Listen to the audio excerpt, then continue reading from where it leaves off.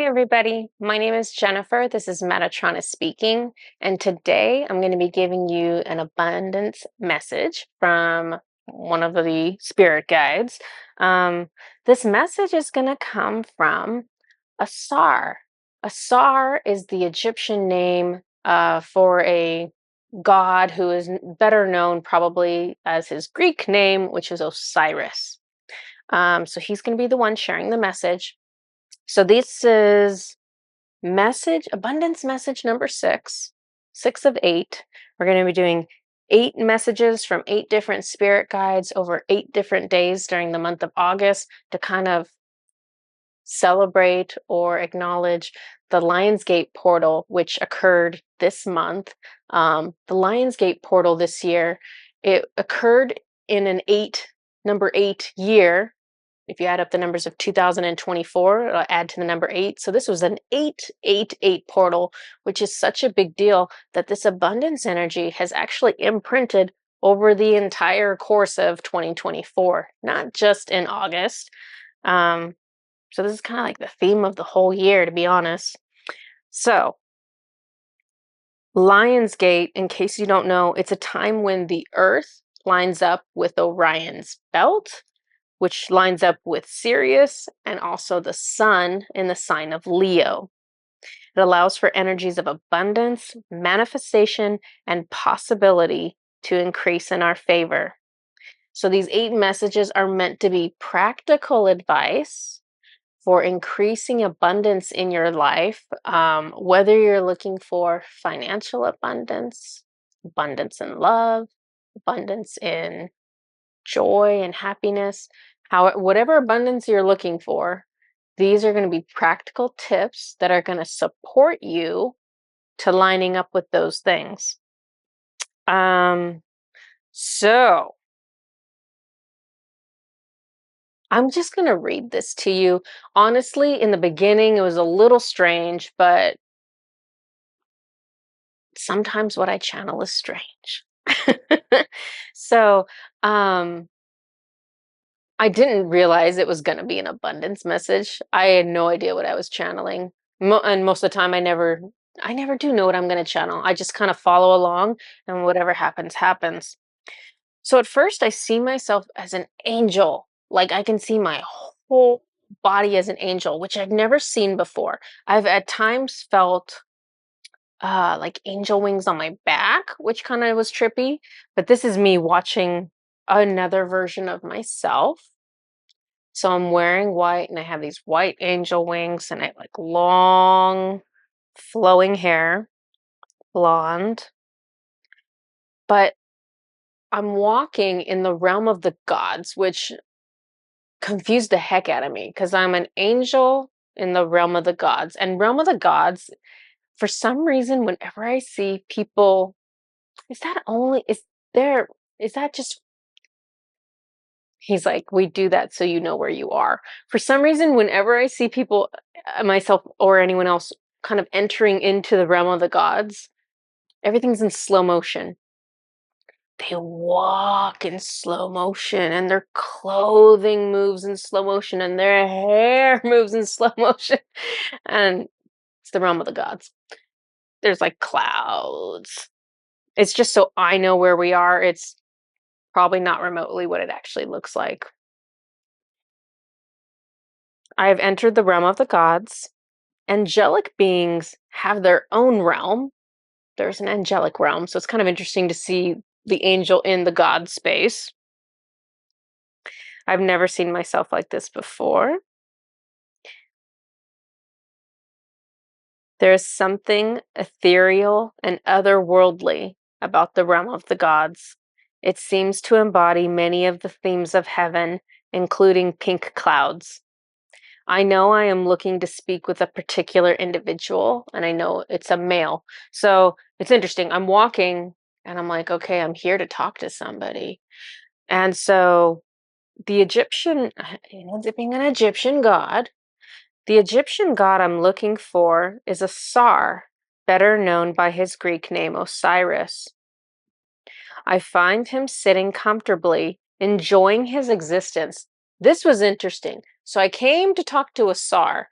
He ends up being in his Greek version of himself. So he's dressed like a Greek man and he's like holding grapes and like eating them. And I'm like, so like I said, it was kind of strange in the beginning. So he sees me. He's like relaxing, laying back. He sees me coming towards him and he goes, "Bloop," and he changes his form into um the Egyptian god Asar, and he's like got a much more serious vibe about him. So now he looks like an Egyptian man with dark skin, black hair, black makeup around his intense eyes, neatly braided facial hair. He had a braid right here on his chin. It was crazy. Anyways, no clothing on his chest. He only has clothing on the bottom half of him, which is Egyptian style clothing. He approaches me as one who knows me well. And this is interesting. He approaches me, but he keeps distance. Like apparently you don't touch an angel. I don't know. Or maybe it's just gods don't touch angels, but he kept a certain distance from me. So he says hello to me. And I tell him, I come on behalf of the collective. The energies are ready to shift now on Earth. Let's take a second and talk about Egyptian god Asar. He is the god of life, death, cycles, fertility, crops, rebirth. So keep this in the back of your mind. So he shows me, I'm like, hey, the energies are ready to shift on Earth. I tell him this as an archangel. I see a wheel. So this is being shown to me now. The wheel is the flow of energy on Earth. The energy has been accumulating in one spot on the wheel.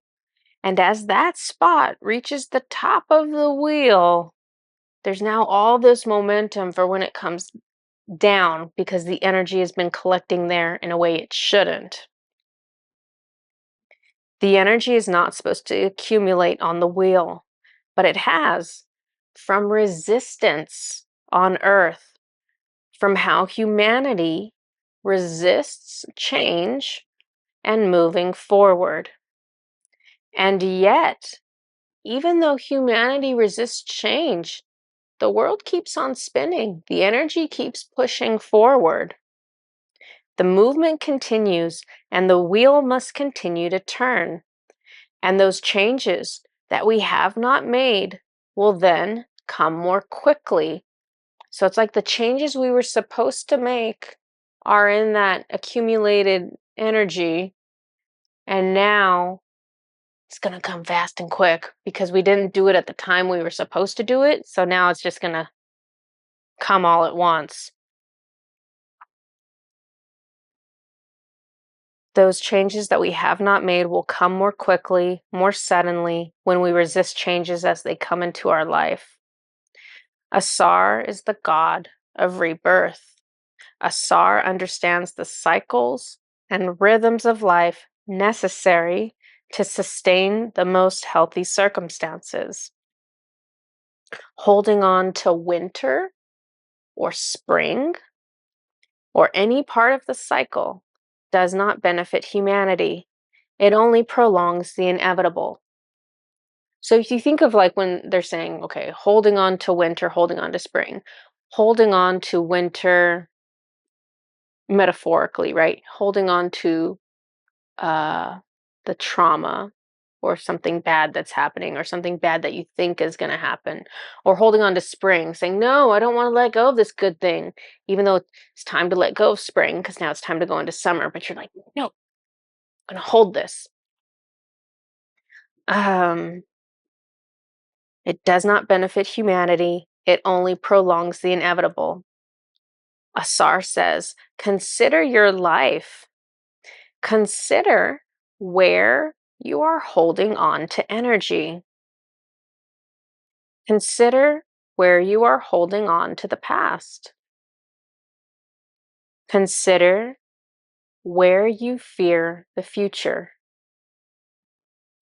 Are there changes that your guides have asked you to make that you are ignoring? What are you avoiding? There must be winter to have spring. There must be dark to have light. There must be difficulties to have triumphs. You cannot reach the top of the mountain if you refuse to climb. If you resist what you need to do in fall, you will not be prepared for the following season.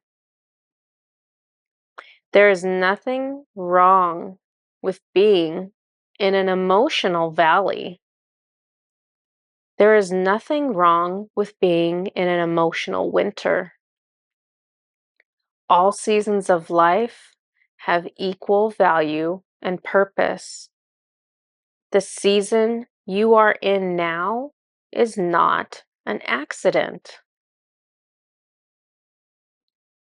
Do not run from where you are right now, because this place serves a purpose.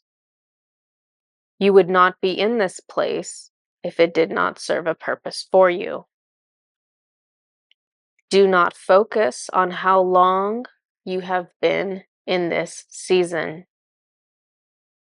Do not focus on how much longer you think this season may last. Look around you. Look inside of you.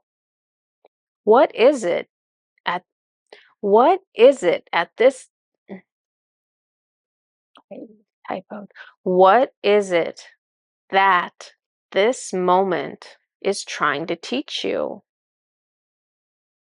What new understanding could you gain today? What action could you take to show that you accept where you are now? How will you accept abundance if you are resisting? Your spiritual growth is the greatest tool to align you with greater abundance of all kinds. Learning to be receptive to what the universe has for you in this moment is important to build the soul who understands what abundance truly is. You must consider if you are telling the universe that you want abundance, but you are resisting the lessons which will lead you there. Recognize that your difficulties are blessings waiting to be understood. Expect your life to contain both light and dark. This contrast is designed to teach you. Receive the light in your life with gratitude. Receive the dark in your life with curiosity, knowing that there is an opportunity for you to have greater understanding through that challenge. With understanding, even the darkness becomes light. For greater abundance, become receptive to challenges and difficulties instead of resistant. So that's the end of his message. Big message. If you're, if you have ears to hear it, this is a huge message. It's basically saying you're in this state of resistance. And for some people, you're in this state of resistance and you need to get through these lessons in order to get to this place of abundance, right? So let's say you're like, oh, my financial situation, I don't like my financial situation. I want more financial abundance. And your guides are like, great, we need to help you learn more confidence in order to manifest this, in order to get this other job, in order to start this business, in order to believe in yourself enough to try this thing over here. So your guides know you need to learn something, you need to grow in order to go there, in order to move forward. But you're like resisting. You're like, no, I don't want to learn anything else. I don't want to change. I want my circumstances to change, but I don't want to change. And that's kind of the joke, right? Because if you don't change, nothing else can change. So we have to slowly grow and make improvements.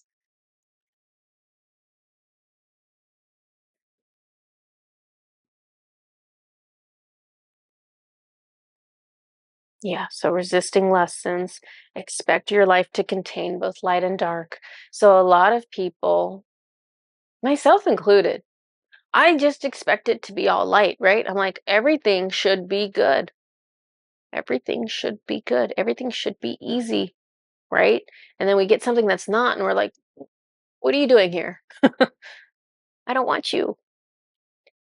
But we're never going to get to a point where everything is good and everything is easy because that's not what we're here for. So he's trying to give us the tools. He's like, there will be light in your life. Make sure you recognize and you're grateful for the light in your life, because the person next to you, your neighbor, whoever, your friend, everyone else you know, the things that are light in your life might be the dark things in someone else's life, right? You're like, oh, I'm not really grateful for having this, that, and the other thing because, everyone has that. No, they don't. No, they don't. So you make sure you're grateful for the things that are going well for you. You're like, huh, I don't have any major health problems. Or I have no problem uh, paying rent or paying mortgage. There's all these things that we take for granted, right? Until it's not there, and then you realize, ooh, this is a big deal. So be grateful for the light in your life, and for the aspects that are difficult or challenging in your life. Be curious about them in order to learn from them, because that is why they are there. You can resist them, but it won't change it. If you are curious about it and you learn from it, he says something so important. He says, with understanding, even the darkness becomes light. I want to cry when I read that. So this is like a huge concept, right? Because there is a point that each of us can reach. Maybe some of us can do it in this lifetime. There's a point that can be reached because this is what ascended masters have done. You reach this point where you get difficulties in your life and you are receptive to them, you're open to them, you are able to learn something from them. And so that difficulty is transformed, because instead of being a block in your road, that difficulty is now something you're grateful for, because you're now looking at it and going, oh, I'm so glad I learned this thing from this. So it transforms your suffering and it transforms your experience entirely, even though the situation doesn't change, right? The difficulty is still there, but your perspective can do a 180 and you can go from suffering to peace. So this is kind of what he's showing us. The more we move from resistance to receptivity, the more we shift that way, especially towards difficulties and lessons, the more we can shift into joy and peace and out of fear and suffering. Okay. This is everything that I have for you. I hope you enjoyed the message, and I will see you next time. Bye bye.